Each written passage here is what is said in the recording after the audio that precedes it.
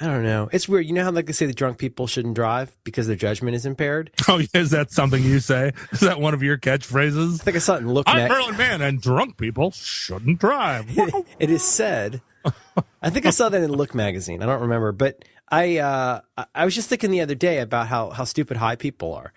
And in the same way that I think the drunk people probably shouldn't decide whether they're going to drive, the high people just have a lot of confidence about the possibilities in the world, which is really stupid.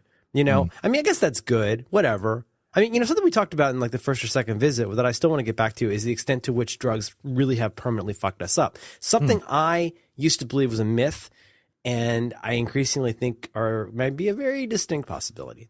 So I just want to say, I think, you know, if I ever become president, pot will be legal and we'll free the dragons. It's like, okay, great. You know, I'm glad we have an electoral system where you can, you know, release the dragons or whatever. I think the thing about marijuana of all other drugs is it absolutely interferes with your sense of the causality of things.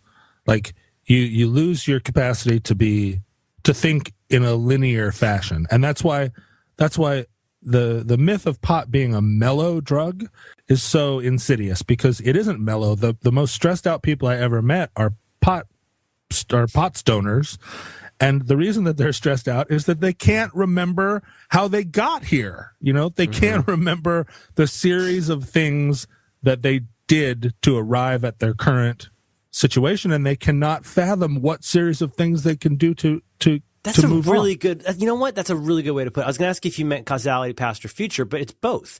It's not only I don't understand why I'm sitting in a car. It could really also be like, why can't a goat be in the Congress? Yeah, everything, when you're stoned, everything becomes atomized, and everything looks like a discrete little moment, and so you're like, whoa, dude, did you see that flower? But, right. You see the phones, but there's no cords plugged into any of them. Exactly. And so stoners are these people that are like, I'm so mellow. Dude, why the fuck? What the dude? Come on, man. You know, and then they lose their shit. I hate being that high so much. And I think that's one reason I don't do it. It's not fun for me. It hurts my immune system. It makes me paranoid, but I really hate being that high. People in the entertainment business that smoke a lot of pot, the worst combination are, I mean, because if you're a roadie and you smoke a lot of pot, that's fine. You don't really need, nobody's asking you to do the big picture, right? You move the amps on stage, you hook them up. It's the same every night.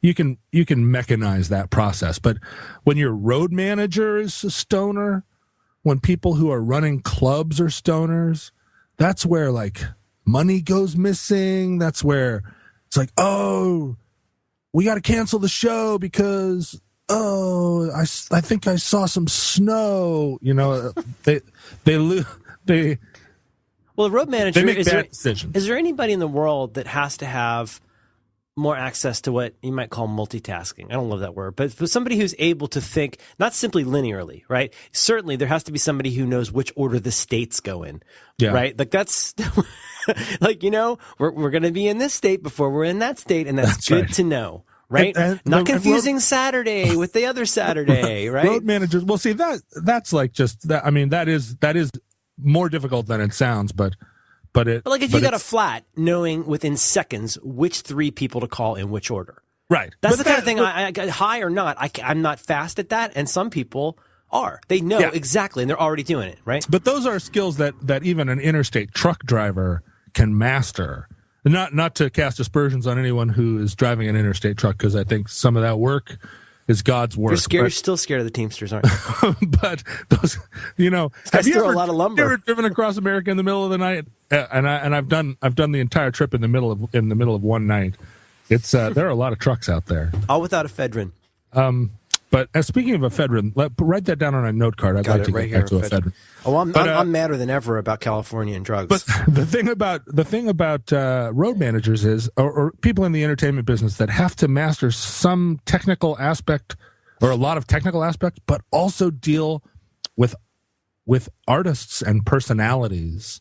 So it's not enough that they have to know the order that the states are in, but they also have to tend to some weeping little rock star whose PlayStation 3 can't boot up or whatever. And and those are such separate skill sets.